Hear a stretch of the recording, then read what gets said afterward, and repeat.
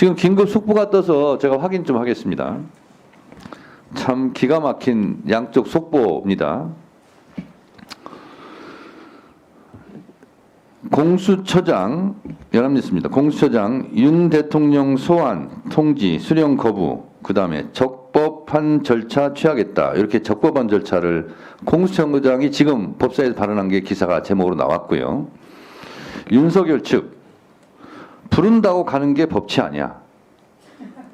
적법 절차 따라 응할 것. 내란숙의 피의자 윤석열 측에서 부른다고 가는 게 법치 아니야. 적법 절차 따라 응할 것. 여기도 적법 절차 얘기하고 수사기관인 공수처장도 적법 절차에 따른다고 그러고. 자, 그러면 객관적으로 제가 묻겠습니다. 먼저 법무부 차관. 네. 누가 적법 절차를 지금 지키고 있는 거예요? 윤석열 측에서 얘기한 적법 절차가 맞습니까? 제가 이제 구체적인 발언 내용을 확인해 보지는 구체적인 못해서 발언 내용을 제가 얘기하고 있잖아요, 지금. 네. 기본적으로는 공수처에서 적법한 절차에 따라서 진행을 했고 거기에 대해서 일단은 불응한 것으로는 이제 파악은 됩니다만 그 구체적인 내막에 대해서는 잠깐, 또 살펴야 될 것 같습니다. 얼버무리지 마시고 수사기관에서 소환을 요구하면 가야 돼요, 안 가야 돼요? 출석 요구에 대해서는 일단 응해야 되고 그렇습니다. 정당한 사유가 있으면 근데 안 협의는 가고 할 수는 있어요. 있습니다. 안 가고 내가 부른다고 가겠냐? 안 가. 부른다고 가는 게 법치 아니야. 수사기관의 소환 통보를 법치가 아니라고 주장하고 있어요. 법을 다루는 법무부 장관 직무대행으로서 이게 맞는 말이에요? 일단 원론적으로 말씀드리면 수사기관의 소환 통보가 있으면 원칙적으로는 응하는 것이 맞지만 다만 다른 어떤 정당한 사유가 있으면 일정을 조율할 수가 있습니다. 이건 원론적으로 말씀드린 부분이고 이 구체적인 사항에 대해서는 제가 더 내막을 좀 확인해야 될 것 같습니다. 다시 한번 법무차관. 네. 부른다고 가는 게 법치 아니야. 내가 부른다고 가겠냐? 이게 맞는 말이냐는 걸 묻는 거예요. 네. 그 표현은 좀 오해 소지는 있다고 판단됩니다. 오해 소지가 아니라 이거 틀린 말이죠. 네네. 그 부분은 좀 문제의 소지 있어 보입니다. 네네. 자, 그러면 서울 고검장 출신 조은석 감사원장 대행 감사원 소관은 아니지만 제가 검사 출신에 묻겠습니다.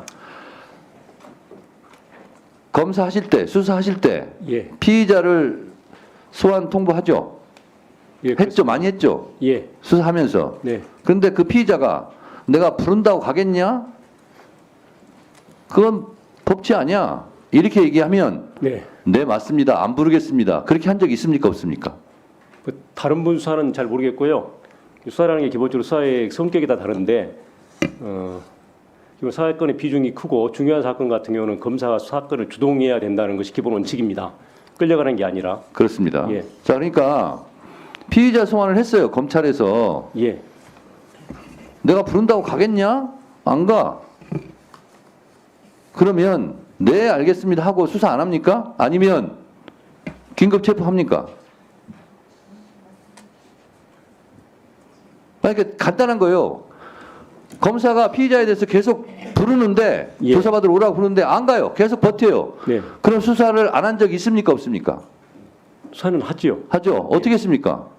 근데 이제 형사소법이 이제 부여한 그 여러 가지 수단이 있습니다. 그에 따라 유효적절하게 수사의 효율성 따져서 타이밍을 놓치지 않고 필요한 조치를 취하는 것이 수사하는 사람의 기본 자세입니다. 조은석 전 검사님, 예.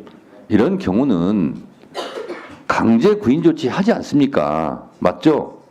근데 좀 그 구체적인 상황을 말씀드리니까 좀 그런데 좀 이런 말씀 드리고 싶어요. 아니, 감사원 이 사안이 입장이 아니라 일반적인 경우, 윤석열 이 경우가 아니라 일반적인 경우, 예. 검사가 계속 소환 통보를 하는데 안 하고 불응하고 나 안 가 계속 할 때 강제 구인 조치 합니까, 안 합니까?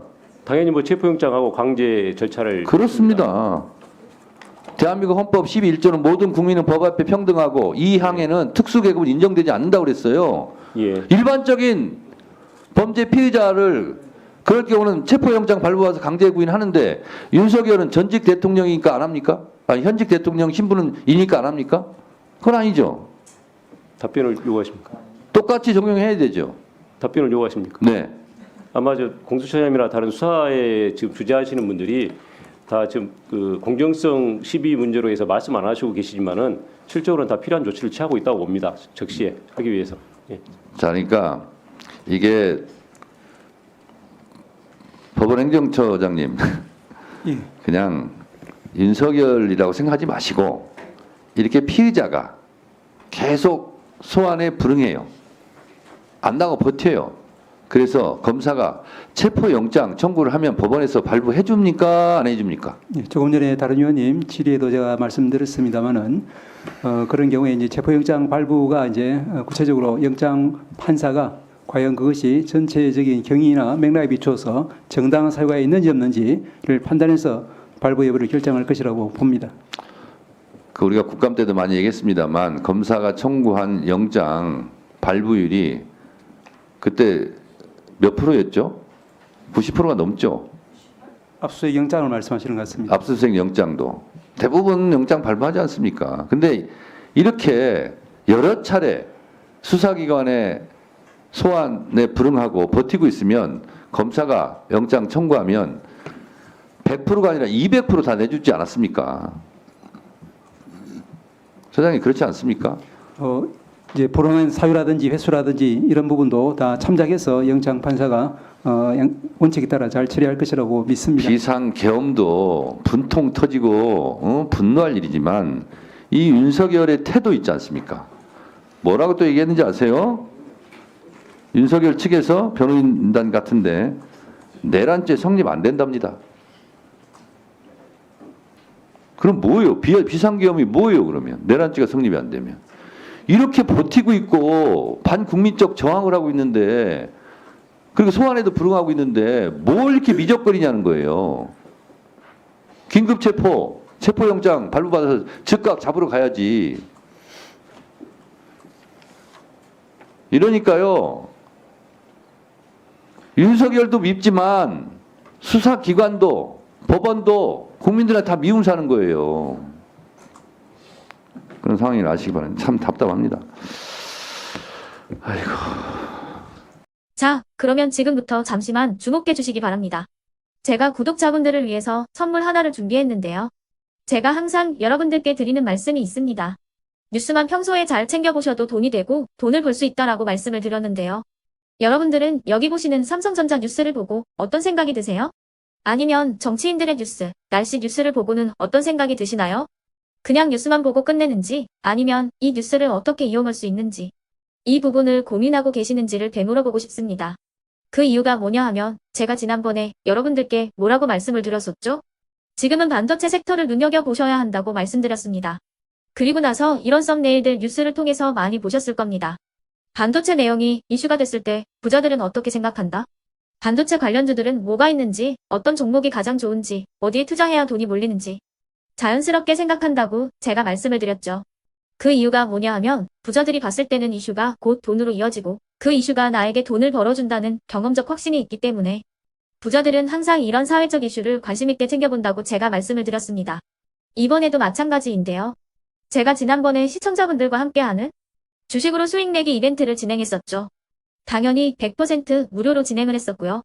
여기 보시면 아시겠지만 제가 지난번에도 구독이라고 보내주신 모든 시청자분들께 반도체 관련주 중에 가장 크게 급등할 딱 한 종목, 많은 종목도 아니라 한미반도체 한 종목을 여러분들께 추천드렸어요.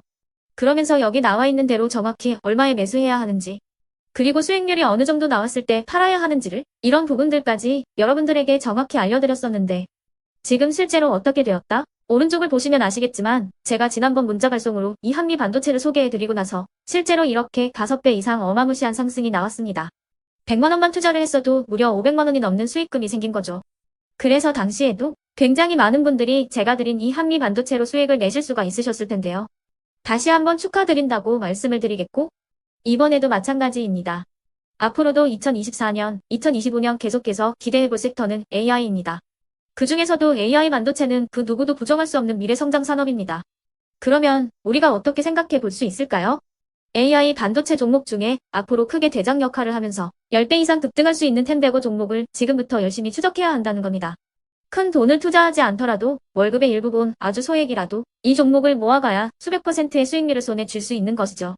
지금 여러분이 보고 계시는 이 유튜브 또한 AI 반도체와 아주 밀접한 연관이 있고 반도체야말로 대한민국의 핵심 산업으로 앞으로 더더욱 시장은 성장할 수밖에 없습니다. 그렇기 때문에 제가 이번에도 뭘 보내드리고 있냐면 지난번과 똑같이 구독이라는 문자를 보내주시면 제가 AI 반도체 관련주 중에 앞으로 대장주 역할을 하면서 주가가 가장 크게 급등할 한 종목을 여러분들께 문자 발송으로 종목명과 사고 파는 시점을 모두 알려드릴 건데요. 그 문자를 받고 여러분들이 주식으로 돈 버는 연습을 한번 해보셨으면 좋겠고요. 혹시라도 나는 주식을 하지 않는다 하시는 분들은 주변에 주식하시는 지인분들에게 말씀을 해주셔도 되고요. 아니면 연세가 있으셔서 투자가 어렵다 하시는 분들은 이 종목을 자녀분들에게 한번 사봐라. 이걸로 한번 수익을 내봐라. 이렇게 조언을 해주실 수도 있는 거겠죠. 그래서 지금 이 영상을 보시는 시청자분들 중에 나도 이번 종목이 좀 궁금하다 하시는 분들은요. 누구나 상관없이 그리고 어느 시간대나 상관없이 부담 없이 010-2514-5930번으로 구독이라는 문자 보내주시면 제가 이번에도 똑같이 무료 추천 급등주 문자를 보내드리겠습니다. 이해되시겠죠? 제 번호 010-2514-5930번으로 구독이라는 문자 보내주시면 여러분들이 직접 이슈를 통해서 돈 버는 연습을 해보실 수가 있는 거고 제가 돈을 받는 것도 아니고 투자를 대신해 드리는 것도 아니기 때문에 부담 없이 신청해 주시면 되는 겁니다. 그리고 수익이 나면 저는 다른 것은 하나도 바라지 않습니다. 제 채널에 구독, 좋아요 한 번씩만 눌러주시라 이렇게 다시 한번 말씀을 드리겠습니다.